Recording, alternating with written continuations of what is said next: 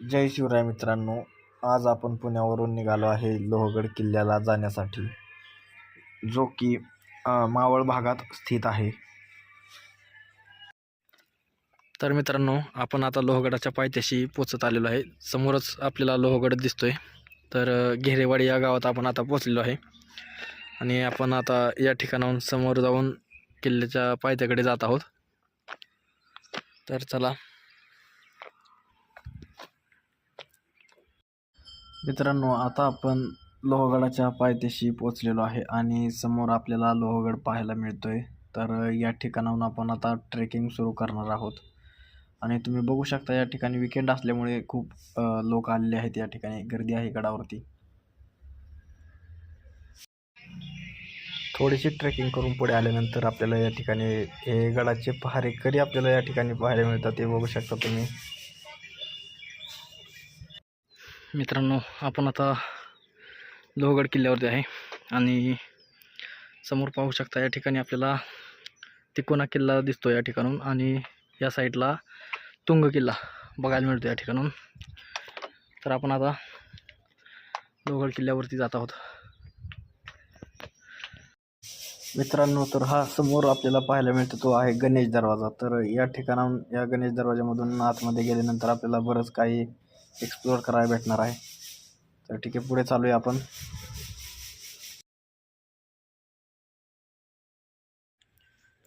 मित्रांनो, गणेश दरवाजातून आतमध्ये आल्यानंतर आपल्याला या ठिकाणी या तोफा पाहायला मिळतात आणि या ठिकाणी एक छोटासा दरवाजा आहे,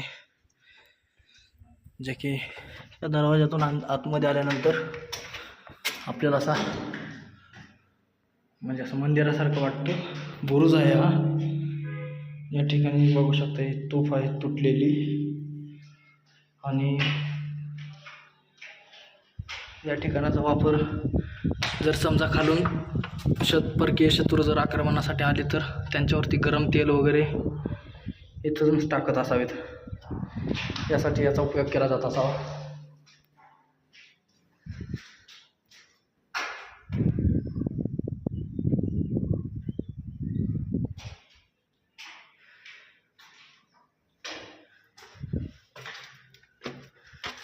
मित्रांनो, या ठिकाणी बुरुजाला प्रत्येक ठिकाणी असं तुम्हाला हे असं वगळती वाट दिसत असेल पाहायला मिळते, जे की परकीय शत्रू जर आला तर इथून गरम तेल सोडलं जात असावं,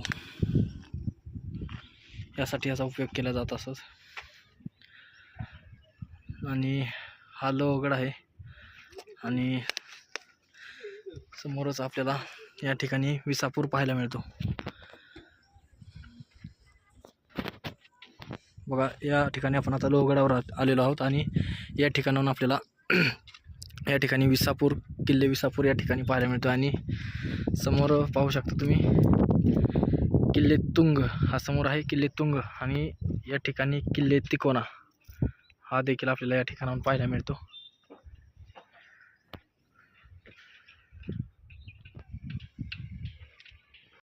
या ठिकाणी आपण आता पुढे जाऊन बघणार आहोत समोर काय दिसतंय. पुढे आल्यानंतर या ठिकाणी आपल्याला एक भुयार पाहायला मिळते. तर आपण आता यामध्ये जाऊन बघूयात. पूर्ण असं या ठिकाणी रिकामा आहे मित्रांनो. असा अंधार असल्यामुळे काही या ठिकाणी आपल्याला दिसत नाहीये.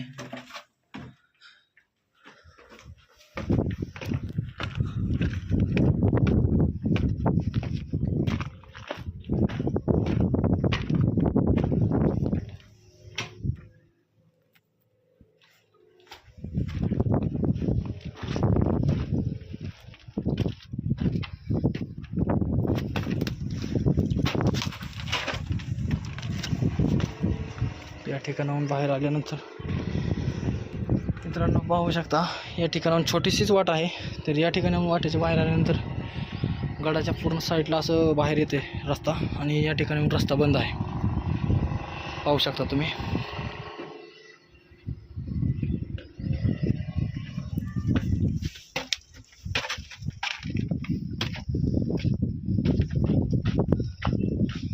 शत्रूंची दिशाभूल करण्यासाठी शक्यतो हा रस्ता बनवण्यात आला असावा.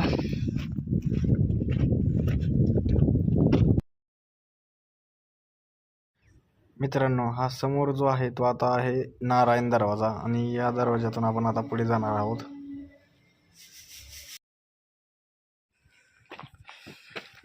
नारायण दरवाजाच्या पुढे आल्यानंतर हा जो बुरुज आहे या ठिकाणी आपण आता जात आहोत.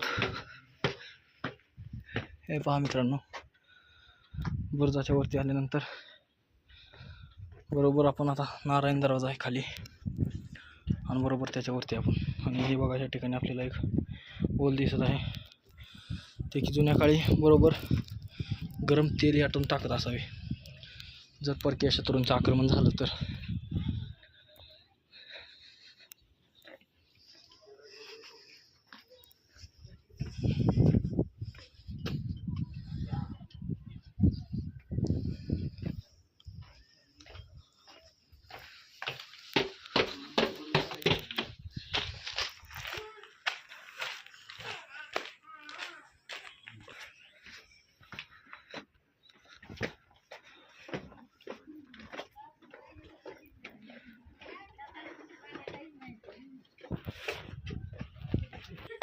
या ठिकाणी आपल्याला धान्य कोठी पाहायला मिळते. ठीक समोर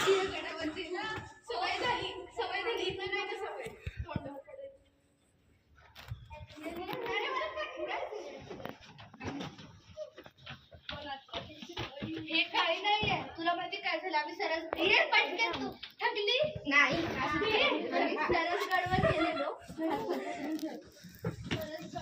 तुझे फोटो काढले मागे काढले. तर मित्रांनो आता हा शेवटचा दरवाजा आहे हनुमान दरवाजा. याच्या पुढं मेन दरवाजा आहे की सर्वात मोठा असा.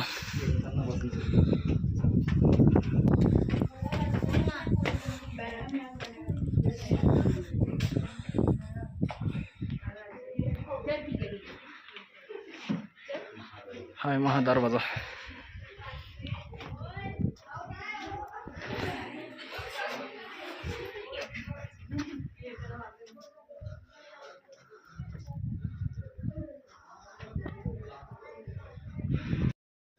तर मित्रांनो, महादरवाज्यातून आतमध्ये आल्यानंतर आपल्याला समोर असं हे मकबरा पाहायला मिळते आणि या मकबरामध्ये की आतील बाजूस अशा 2 कबर आहेत ज्या की आपल्याला या ठिकाणी पाहायला मिळतात आणि समोरच मकबराच्या शेजारीच या ठिकाणी सभागृहाची सदर आहे आणि तीही आपल्याला या ठिकाणी बघायला मिळते. समोर बघू शकता आणि सभागृहाच्या सदरच्या वरतीच समोर आपल्याला तोफ देखील पाहायला मिळतात या ठिकाणी ठेवलेल्या.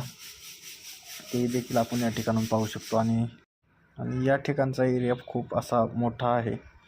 तर या ठिकाणाहून आपण आता पुढे जाऊया.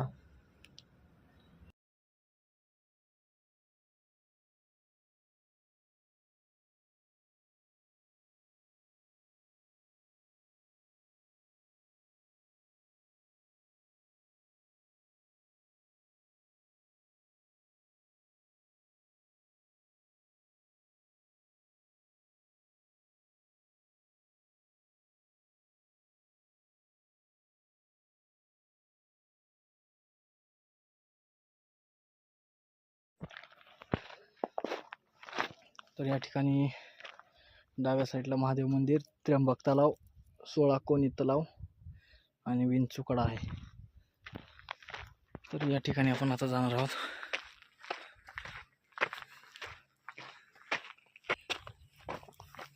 तर मित्रांनो, हे आपल्याला जो समोर दिसतंय ते महादेव मंदिर आहे. या ठिकाणी महादेव मंदिर.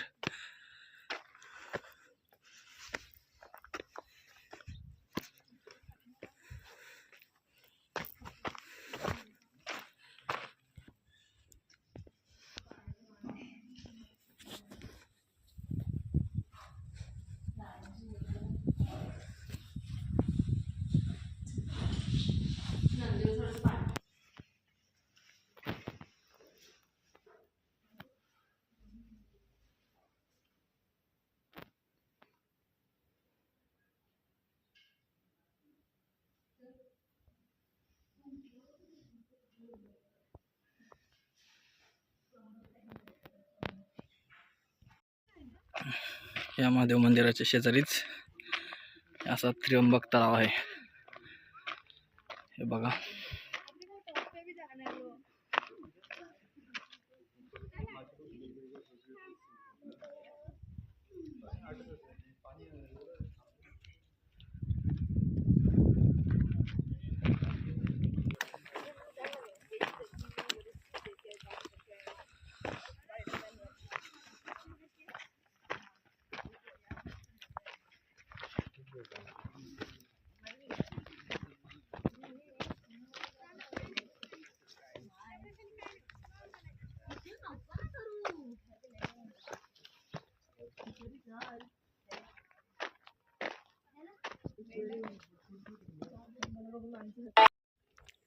या तलावाच्या शेजारीच मित्रांनो हे समोर दिसतंय पिण्याच्या पाण्याचं टाक आहे छोटंसं.